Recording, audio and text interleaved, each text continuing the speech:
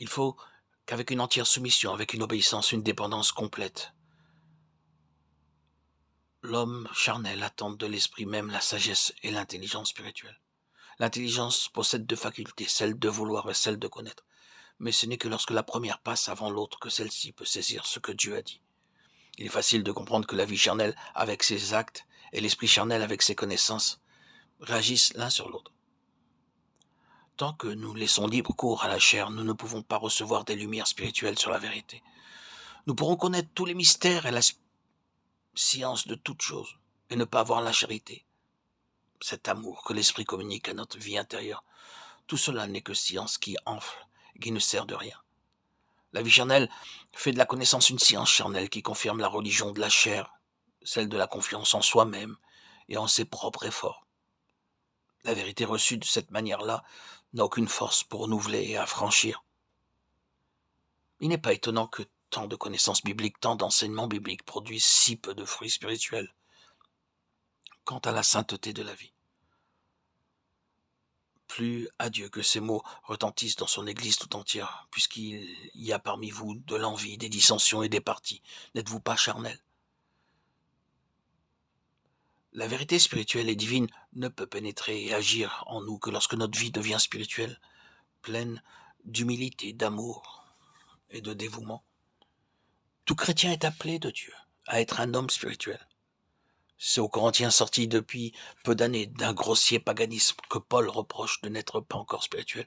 Le but de la rédemption par Christ était en effet d'ôter tout obstacle à ce que l'Esprit de Dieu pût faire du cœur et de la vie de l'homme une demeure digne du Dieu qui est esprit. La rédemption ne manquera pas son but. Le Saint-Esprit vint inaugurer une nouvelle économie, jusque-là inconnue, celle de la vie divine venant demeurer en l'homme avec puissance. La promesse est l'amour du Père, la puissance et la gloire du Fils. La présence de l'Esprit Saint sur la terre nous sont garants de la possibilité de ce changement. Ainsi que l'homme naturel peut devenir un homme régénéré, l'homme régénéré, mais encore charnel, peut devenir un homme spirituel. Pourquoi donc n'en est-il pas toujours ainsi? Cette question nous ramène au grand et impénétrable mystère de la liberté de l'homme, à la faculté que Dieu lui a laissée d'accepter ou de refuser ses offres, de saisir ou de rejeter la grâce qu'il lui accorde.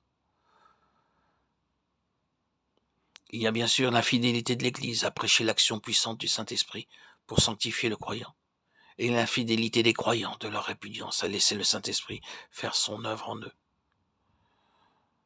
Cherchons une fois de plus à recueillir dans l'Écriture les moyens qu'elle nous indique pour faire de nous des croyants spirituels.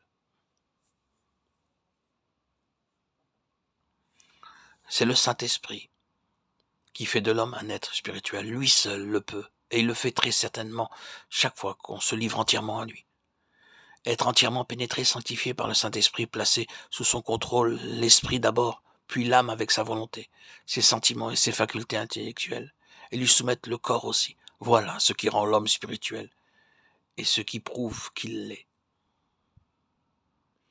Il nous faut marcher avec foi et obéissance. Nous pouvons compter que le Saint-Esprit fera en nous son œuvre divine et bénie. Si nous vivons par l'Esprit, voilà donc ce qu'il faut croire. Et ensuite, quand nous croyons que l'Esprit de Dieu demeure en nous, marchons par l'Esprit. C'est là l'obéissance qui nous est demandée. Dès que nous croyons au Saint-Esprit qui est en nous, nous savons que nous avons la force nécessaire pour marcher par l'Esprit. Nous n'avons qu'à nous abandonner à son action puissante et recevoir de lui le vouloir et le faire selon le bon plaisir de notre Dieu. Philippiens 2,13. Puissions-nous comprendre que la science enfle si elle n'est pas sous le contrôle de la charité qui édifie. 1 Corinthiens 8,11.